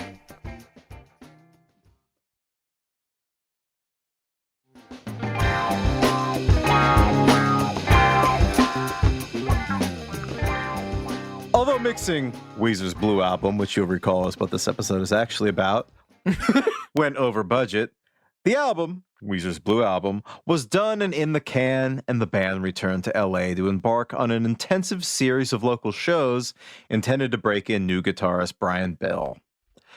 Bill has an amazing recollection of his first show with the band. He would say, "My parents came. It was a big moment. Afterwards, Rivers and I hugged for the first and last time. It was the most awkward thing in the world. I think I told him, 'Don't worry, that'll never happen again.'" Meanwhile, Geffen Records kept pushing the album's release date back, but they did at least pony up the cash for esteemed pinup photographer Peter Gowland to shoot the now iconic cover image of the album. Cuomo told the LA Times, "The night before, I went to some random salon and said, 'Give me a haircut.' And that's what they gave me. It totally sucks. But now that's me for eternity in every meme." The original conception for the cover was for the band to be in matching striped shirts, like my beloved Beach Boys, but they all ended up wearing basically their street clothes. Well, did you read about the specific Beach Boys cover that it comes from? No. This is fascinating because I think you'll connect with it on a granular level. At some point, and they have the actual picture of this greatest hits collection, Rivers, or I think it was Rivers, he found like a cassette-only greatest hits collection that's just called like Best of the Beach Boys or some shit. And it was never issued on like CD. It was like, or vinyl. It was one of those things that was like in a gas station bargain bin. And he carried the CD around and was like, "This is what the album needs to be." So they all got these matching striped shirts, much like ones that I assume you own in multiples. Wore 'em for our band. And they played a whole show in these shirts. And like, but then when it came time to shoot it, they abandoned the idea and just wore their regular street clothes. It's also, I think they got for one point. It's also very similar to a album by the Feelies, who the band had not listened to at this point, which I get. Like that's an obscure band, kind of even now, much less back in the pre-internet days. But for the blue for the cover, it took them 2 days to find the right shade, which, unsurprisingly, as we've learned thus far in this episode, is connected back to Rivers' childhood. He wrote on his website in 2020, "My parents said I could paint my room any color I wanted. I painted it my favorite color, a specific shade of blue. When I was thinking about a cover for the first Weezer album, I wanted it to be that same shade of blue." This mode of nostalgia for the lost innocence of childhood was the same source of my look in the Blue Album era. The glasses frames, bowl cut, Dickies, blue t-shirt, and windbreaker from my childhood photos. Wow, man. The idea for this album cover did not thrill the record label. Geffen A&R rep Todd Sullivan recalled, "I remember that I had been shown the cover of some Beach Boys album, and what caught my eye was that they were all in striped shirts and a blue background. It looked like some 60s Sears family photo. It was a shock. Like, oh, okay." Again, all comes back to his childhood, man. Yeah. I've read that Matt Sharp didn't like how his face looked, so either the photographer or someone at Geffen just flew in an alternate with Photoshop, but I don't know. I didn't read that anywhere other than your article and Wikipedia, so make of that what you will. Anyway, the Blue Album finally dropped on May 10th, 1994, a month after Kurt Cobain's suicide and weeks after Live Through This by Courtney Love's band Hole, and Kurt Cobain's widow came out. An album that, if you believe certain conspiracy theories, was either co-written by or mostly written by Kurt or Billy Corgan, right? Isn't that the theory? Yeah. Anyway, Weezer's out-of-nowhere major label deal drew suspicious looks from the alt-rock community, who accused them of being an industry plant, given that they hadn't followed the traditional route of heavy underground touring and a series of independent releases before signing with Geffen. One review that they all apparently remember called them Stone Temple Pixies, which is an extremely niche pun that I will now explain to you.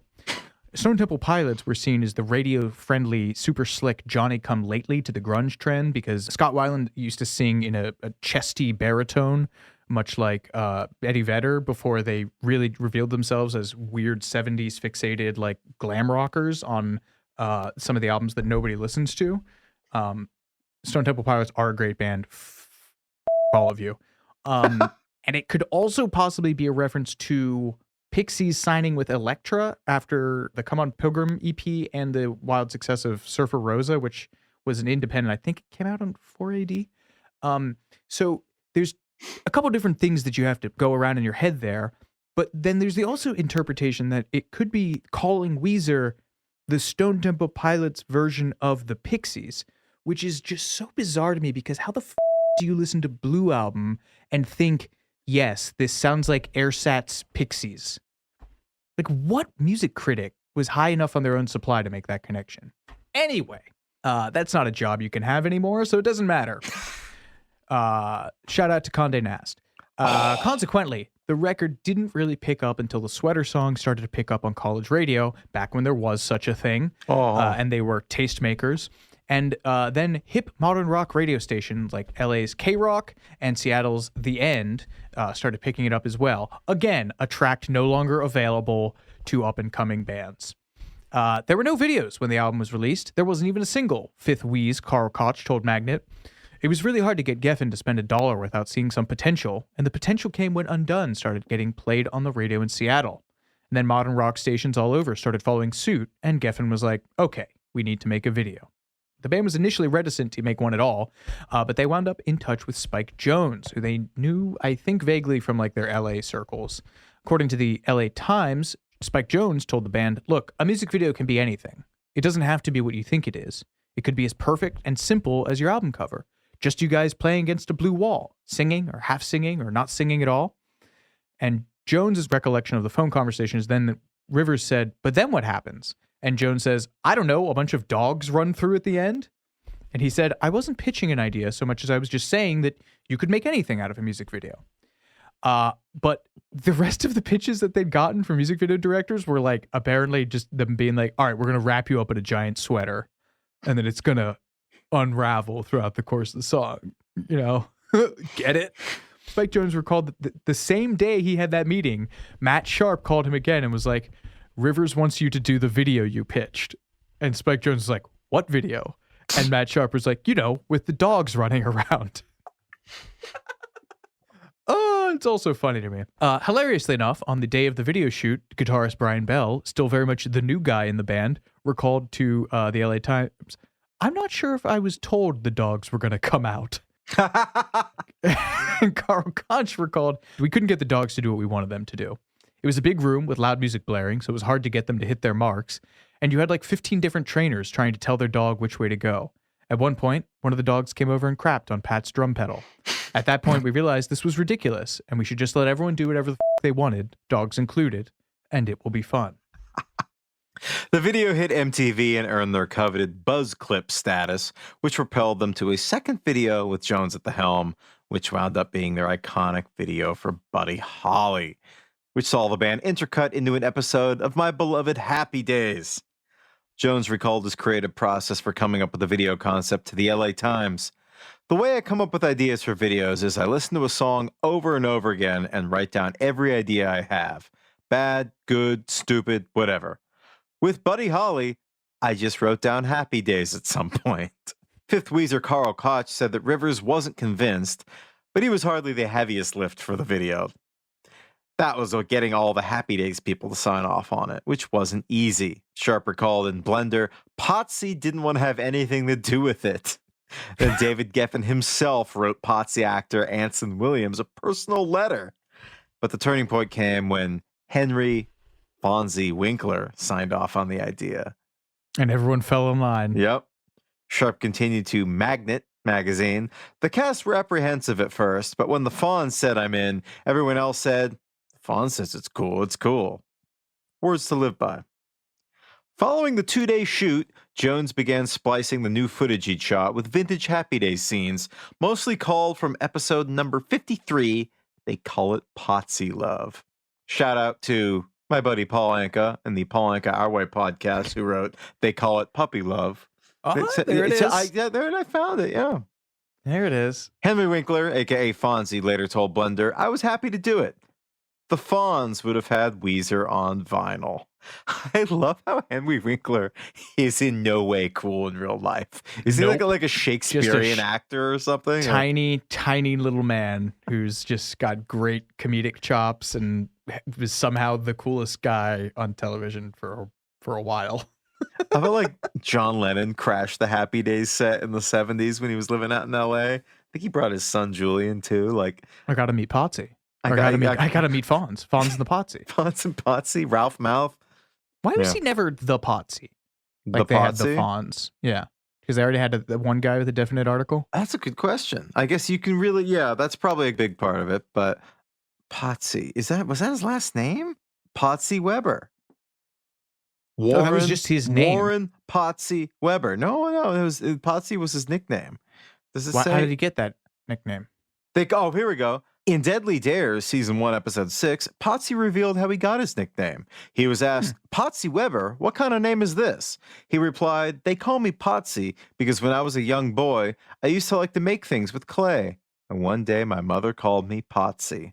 That was not where I thought that was going. I thought it was something involving a toilet. Honestly. How deeply uninteresting. Yeah. Back to Arthur Fonzarelli, or Henry Winkler as he's known in Not Happy Days lore. He wasn't the only 70s TV icon who appreciated the attention from the song. Pat Sharp said that Mary Tyler sent us each framed, personalized, autographed pictures. I love that. That must have been a big moment for all of them. Spike Jonze and his editor, Eric Zumbrunner, reverse engineered the process of sticking the band into Happy Days. They spent hours compiling a skeleton of old Happy Day shots to drop the band into.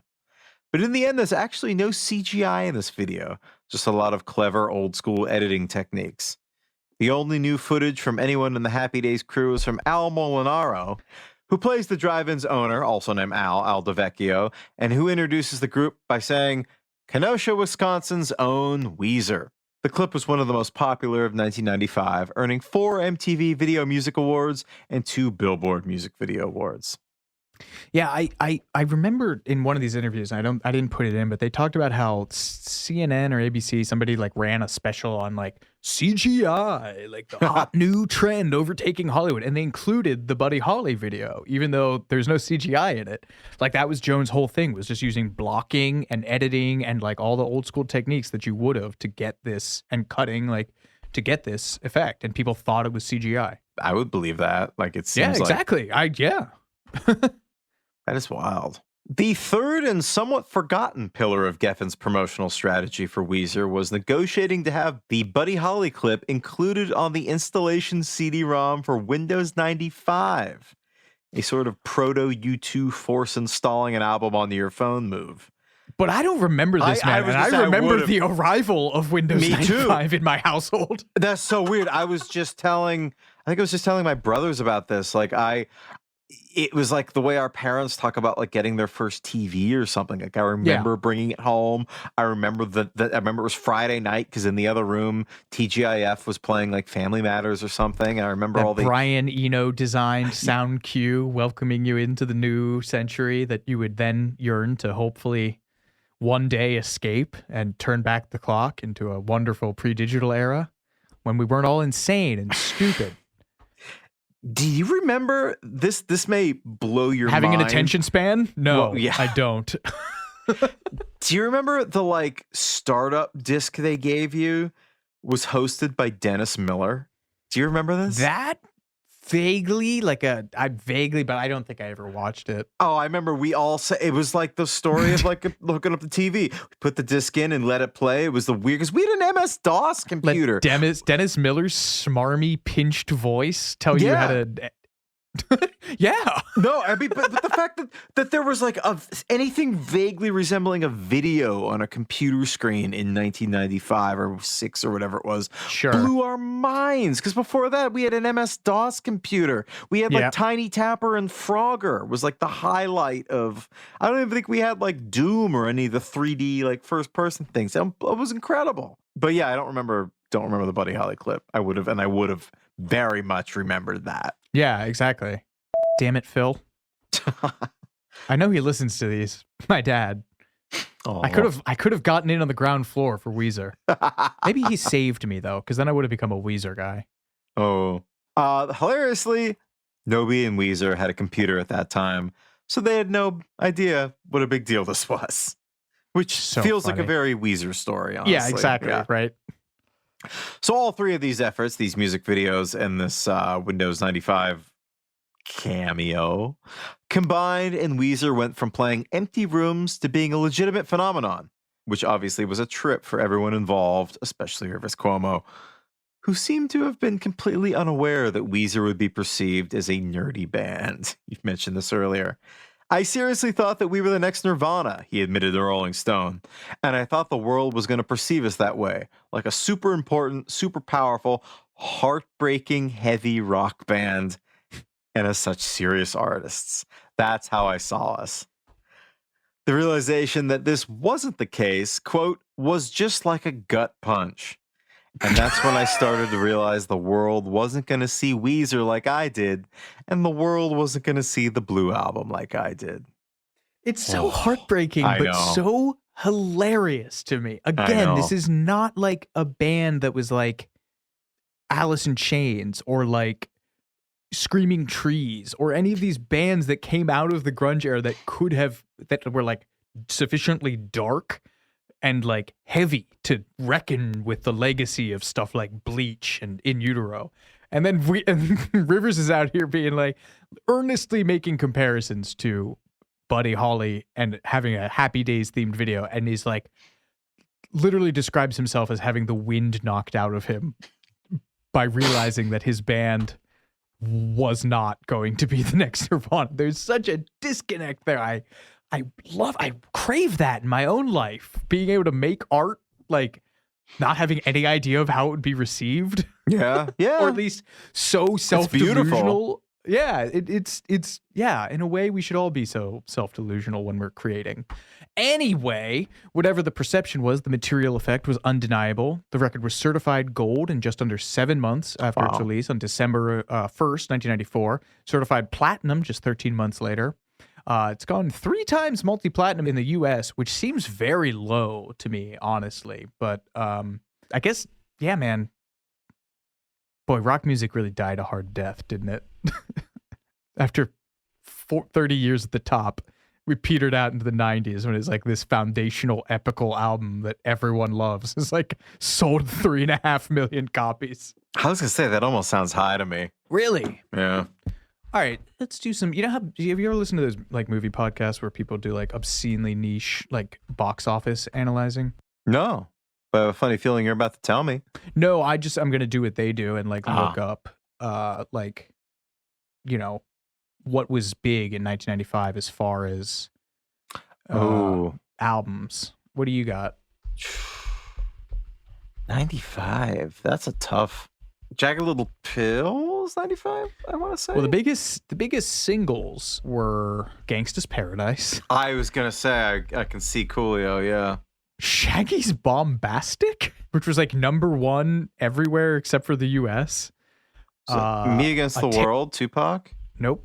Michael Jackson's You Are Not Alone, Take That, Back for Good. U2, Hold Me, Kiss Me, Thrill Me.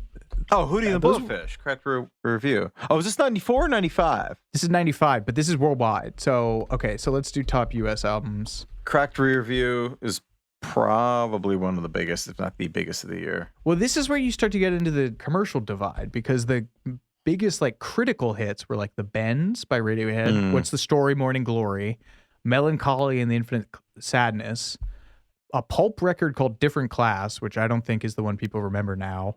You're Right About Jagged Little Pill, Bjork, Post, Liquid Swords by Jizza, Elliott Smith's self-titled, PJ Harvey's To Bring You My Love, which again is not, it's a great record, but I think more people talk about Rid of Me at this point from that era, and Pavement's Wowie Zowie. Interesting.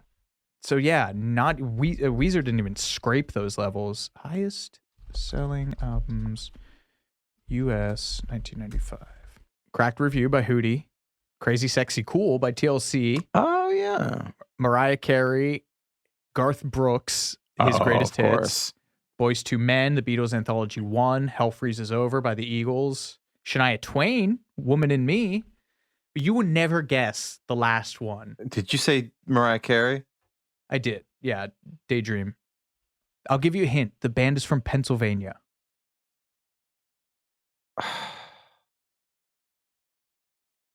And Weezer opened for them on this same album tour of this album I'm talking about.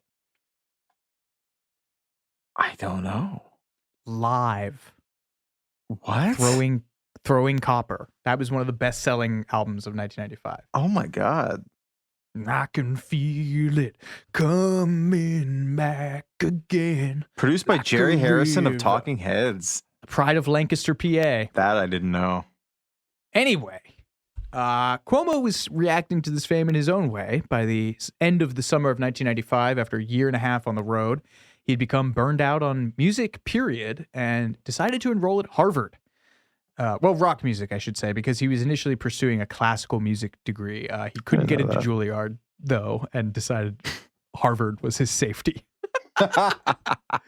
But yeah, Brian Bell told Magnet, I remember the first time when we were on that tour, one of the first times we were on tour, and we saw kids running towards us, and we were like, holy shit, run. And Rivers said something like, being famous sucks. He also underwent the complicated and invasive medical procedure to lengthen his lifetime shorter leg, which involved breaking his femur in half to extend it. So he was like consigned to bed, a bunch of horrifying physical therapy. He had to walk with a cane. And then he had all the anonymity he wished his freshman year at Harvard, where he disappeared into classes.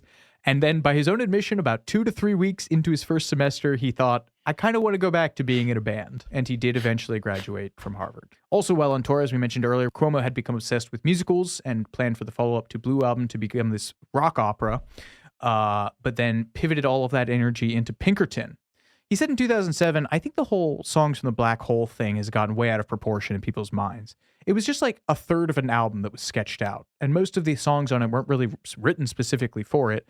They were written before I conceived of the concept, and then I reshaped them a little bit for Black Hole. After I abandoned that idea, I unshaped them and put them on Pinkerton.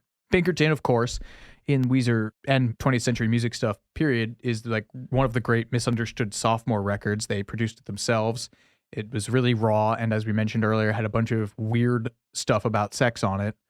And it has become heralded as this, I don't know, proto-emo? It gets really weird because then you have to think about his emo going back to the Washington, D.C. era kind of Discord days, but you also think about emo as this thing that pop emo kind of reached critical mass in like the late 90s and early 2000s, and I bore myself when I start talking like this, so we'll stop.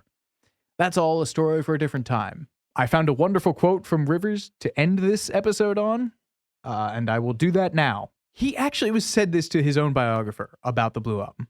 None of these songs are perfect, but I think you can hear that we're trying hard to be honest and real. The record sounds kind of weird, but if you turn it up extremely loud and lie down, it can be rewarding. What a beautiful summation of everything we've spent 3 hours talking about. 2.5 hours? 2.5 hours. That's why I hope people listen to our show. True. I don't know if you need to hear me really loud. We're both already kind of loud, but definitely lie down. Yeah.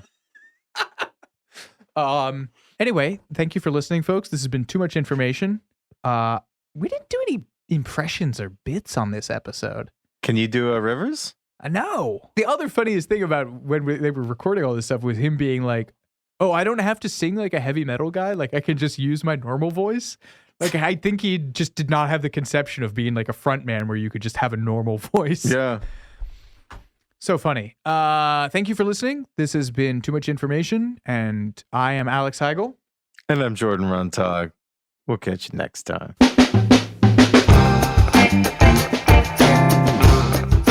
Too Much Much Information was a production of iHeartRadio. The show's executive producers are Noel Brown and Jordan Runtagh. The show's supervising producer is Michael Alder June. The show was researched, written, and hosted by Jordan Runtagh and Alex Heigl. With original music by Seth Applebaum and the Ghost Funk Orchestra. If you like what you heard, please subscribe and leave us a review. For more podcasts on iHeartRadio, visit the iHeartRadio app, Apple Podcasts, or wherever you listen to your favorite shows.